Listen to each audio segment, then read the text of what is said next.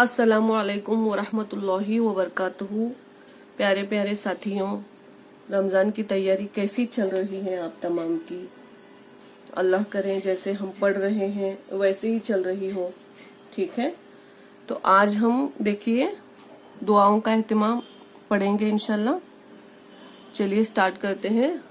अऊज़ु बिल्लाहि मिनश शैतानिर रजीम, बिस्मिल्लाहिर रहमानिर रहीम। दुआओं का एहतिमाम। हदीस में आता है कि जिसके लिए दुआ के दरवाजे खुल गए उसके लिए रहमत के दरवाजे खुल गए। जो रहमत के दरवाजों को खुलवाना चाहेगा वह यकीनन दुआओं का एहतिमाम करेगा। और एक बात जहन में रखें कि जो किसी काम के करने के लायक नहीं होता वह भीख मांगकर काम चलाता है। और हम इतने निकम्मे हैं कि हमें कुछ भी करना नहीं आता, न नमाज पढ़नी आती है, न जिक्र करना आता है और न तिलावत करनी आती है और ना ही कोई और अमल करने आता है।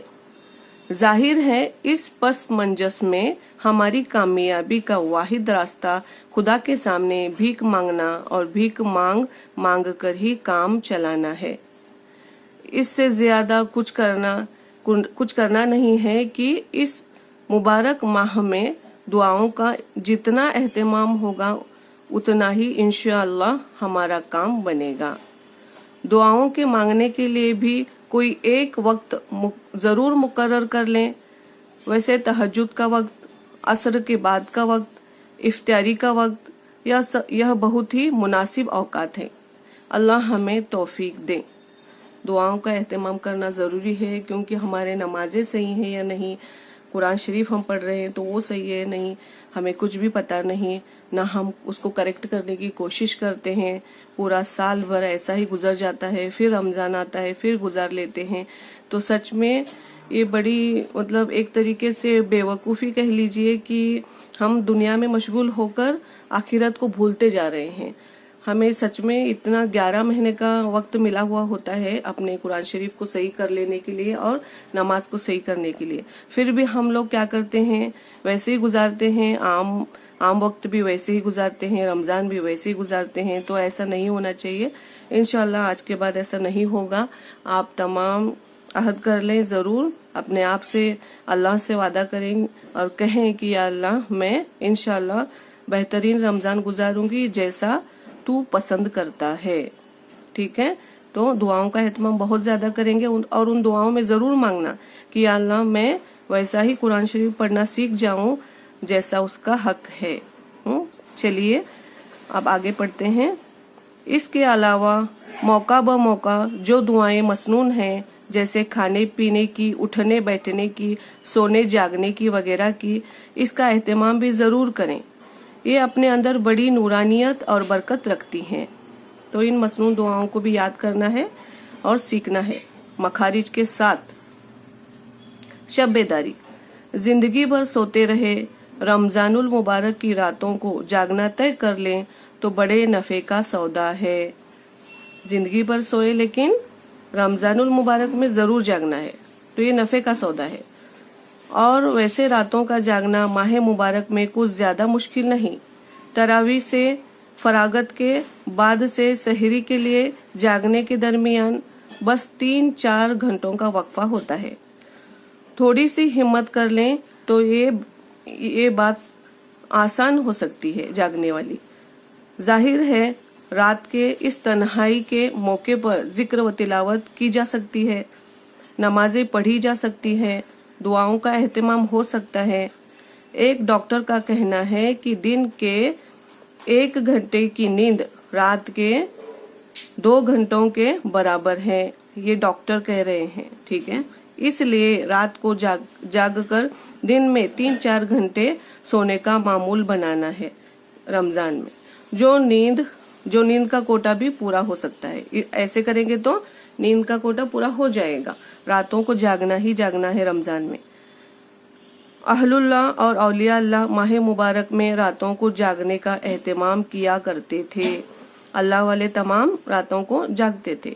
इसलिए साल भर सोने वाले इस माह जागने का मामूल बना लें तो कुछ बिगड़ने वाला नहीं। ठीक है, कुछ नहीं बिगड़ेगा। प्लीज हम प्रैक्टिस कर लेंगे अभी से। एक जगह अल्लाह ताला ने अपने नेक बंदों की सिफत इस तरह फरमाई है, मीनिंग देख लीजिए, कि वो रातों को कम सोया करते हैं और पिछले हिस्से रात में इस्तगफार किया करते हैं।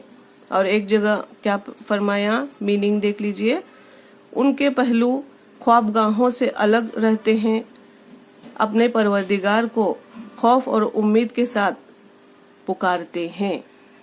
अब ये ख्वाबगाहों से अलग का मतलब है बिस्तर से अलग, यानी कि सोते नहीं है वो। अल्लाह वाले जो हैं रात में सोते नहीं है ज्यादा, अल्लाह से मिलने की तड़प होती है अकेले में।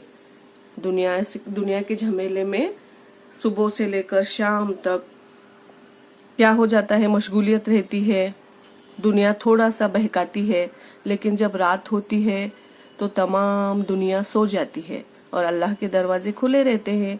तो जो अल्लाह वाले होते हैं वो रात में जागते हैं, अल्लाह से बातें करते हैं, नमाजें पढ़ते हैं, कुरान पढ़ते हैं और अल्लाह से गुफ्तगू करते हैं।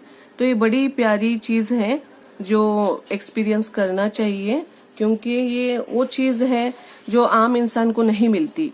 ये लज्जत जिसे मिली, समझ लो कि उसने बहुत कुछ पा लिया, अल्लाह को भी पा लिया और अल्लाह की नेमतों को भी पा लिया।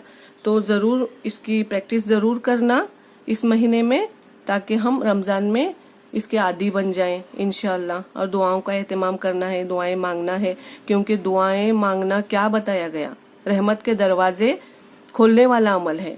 तो क्यों ना हम दुआएं मांगे, चलते फिरते उठते बैठते, उजू हो या ना हो, हमें दुआएं मांगनी ही मांगनी है, अपने लिए, पूरे उम्मत के लिए। हुजूर पाक सल्लल्लाहु अलैहि वसल्लम ने उम्मत के लिए दुआएं मांगी, तो हम भी जरूर पूरी उम्मत के लिए दुआएं मांगेंगे, उम्मत के मगफिरत के लिए मांगेंगे, उम्मत के भलाई के लिए मांगेंगे, उम्मत को गुमराही से बचाने की दुआ करेंगे। ठीक है इंशाल्लाह। तो बहुत दुआएं करेंगे जरूर। आप इन तमाम बातों को जहन में रखें, बार बार सुने, दूसरों को भी सुनाएं और दूसरों को भी इस चैनल के बारे में बताएं, इस YouTube चैनल के बारे में आप शेयर करें दूसरों से भी।